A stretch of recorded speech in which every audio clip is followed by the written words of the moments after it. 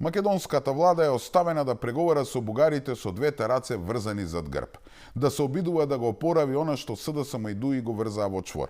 Со прифаќањето на францускиот предлог, тие суштински го променија карактерот на спорот меѓу Македонија и Бугарија, префрлајќи го од билатерална рамка, односно од обичен билатерален спор, во услов во европскиот преговарачки процес.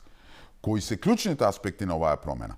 Па прво, самите прифативме билатералните прашања да станат дел од преговорите, односно бугарските уцени кои се однесуваат на историјата, јазикот и правата на бугарите да се вградат во преговарачка рамка.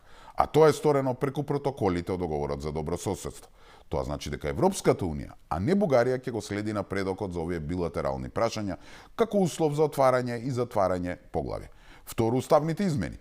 Со предлог, главниот услов за одржување на втората меѓувладина конференција и реално отпочнување на преговорите и отварање на кластерите е вклучувањето на бугарите во уставот. Тоа што сега упорно се бара од оваа влада, значи тоа не е бугарско барање, туку услов од Европската унија. И трето, заробените евроинтеграции. Со капитулацијата, наречена француски предлог, луѓе, спорот веќе не е само прашање меѓу Скопје и Софија. Стана услов за целиот процес на пристапување кон Европската унија. Доколку не се исполнат барањата, Бугарија може да го блокира процесот во рамките на ЕУ институциите.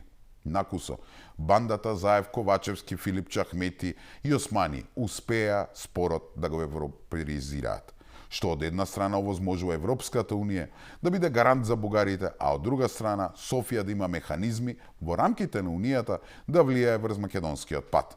Тоа значи дека нашите евроинтеграции стануваат заложник на антимакедонските интереси во Софија, но сега имаат европски печат.